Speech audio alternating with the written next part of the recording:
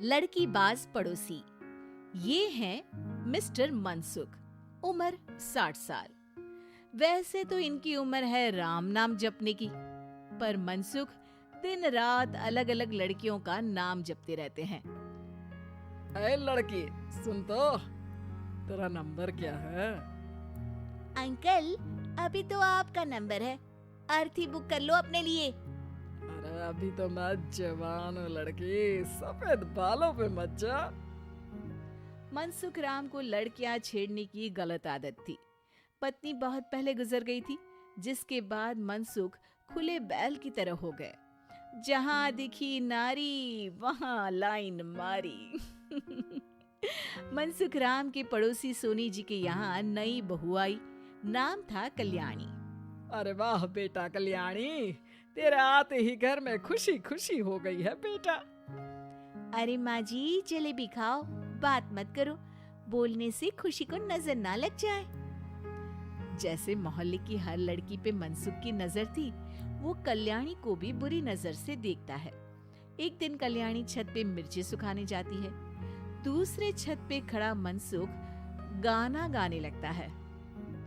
उफ उफ मिर्ची, हाय हाय मिर्ची, देखे तो तुझे लग जाए मिर्ची।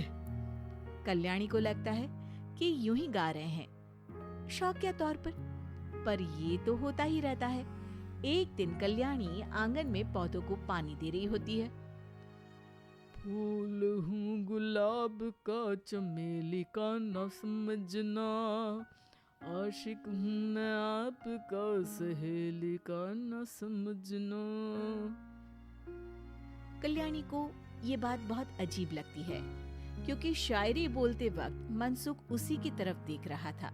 वो अंदर जाती है और अपनी सास को कहती है, ये जो हमारे पड़ोसी हैं। अरे दूर रहना उससे। हाँ, दूरी रहूंगी, पर ये थोड़े अजीब नहीं है? अरे अजीब, आवारा, ठरकी, पता नहीं क्या क्या आदमी है वो। हर लड़की पर नजर डालता है वो। उसकी उम्र की वजह से कोई उसे कहता नहीं। बाकी उसे आसपास रखना भी नहीं चाहिए। अरे पर ऐसे थोड़ी ना चलेगा, FIR करवा देनी चाहिए। हवालात पे हवा और लात खाएंगी तो समझ जाएंगे। अरे यही तो दिक्कत है ना समाज की। जिसके साथ दिक्कत होती है उसको भी समाज गुनहगार समझता है। लड़की अगर बोल दे कि फलाने ने मुझे छेड़ा है, तो कुछ लोग तो ये कहने लगते हैं कि लड़की की भी रजामंदी होगी ही। ये तो है, पर कुछ तो करना ही पड़ेगा। नहीं बेटा, कुछ मत कर। जबरदस्ती हम किसी से लड़ेंगे नहीं। हमारा परिवार इज्जतदार परिवार है। कीचड़ में जाएंगे तो हम भी तो गंदे हो जाएंगे ना। लेकिन सासू माँ, कीचड़ में जाए बिना गंदगी कैसे साफ होगी? अरे बेटा, मैं तो यही कहूंगी कि तू नई बहू है, अपना रुतबा बना बाकी औरतों में। अपनी समझदारी से, अपने काम से इन चक्करों में मत पड़ बेटा। बहू सास की बात ना चाहते हुए भी मान लेती है। और कई ऐसे मौके आते हैं जब मनसुख बहू पर उल्टे कमेंट्स करता है। जैसे एक दिन जब बहू छत पर सफाई कर रही होती है, तो मनसुख छत पे आकर गाना गाने लगता है।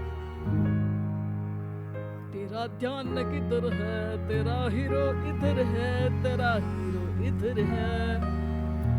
मेरा ध्यान तो आपकी हरकतों पे ही है, थोड़ा आप भी ध्यान दो कि क्या कर रहे हो आप। अरे बहुत तीखी हो और मुझे मिर्ची पसंद भी है। अरे वाह। बुढ़ाओ कहीं के। बहू वापस अपने कमरे में नीचे चली जाती है। वो किसी को बताती नहीं है कि आज मनसुख ने उसे क्या कहा, ताकि घर में टेंशन ना हो। एक दिन बहू घर के बाहर रोड पर ठेले वाले से सब्जी खरीदने जाती है। भैया, प्याज के भाव कम करो ना, बिना प्याज काटे ही रुला दोगे वरना। तभी बहू की नजर मनसुख पर पड़ती है, जो वहां से गुजर रही एक लड़की को देखकर कहता है, शीशी भरी गुलाब की पत्थर पे फोड़ दूं, तेरे लिए तो जाने मन जीना भी छोड़ दूं। लड़की सहम जाती है। उसकी उम्र शायद 18-19 साल की रही होगी। बहू ने जब ये देखा कि मनसुख ने इतनी छोटी उम्र की लड़की को तंग किया है, तो वो घर में जाके अपने पति से कहती है, तुम्हारा पड़ोसी मनसुख, अरे बहुत नीच आदमी है। अरे कुछ करते क्यों नहीं उसका? अरे मैं क्या करूं? पड़ोस में गंदगी है, हटानी तो पड़ेगी ना। मेरा साथ दोगे? दूंगा, लेकिन करना क्या है? हम फंसेंगे तो नहीं ना? डरो मत, अच्छे काम करने से डरना नहीं चाहिए। उस दिन कल्याणी अच्छे से तैयार होती है और मनसुख के घर जाती है। अरे वाह, आज तो घर में चांद उतर आया है। आपकी शायरी, आपके गाने मुझे यहाँ खींच लाए। शाम को मेरे पति और सास घर पर नहीं रहेंगी। आप मेरे घर आ सकते हैं चाय पीने।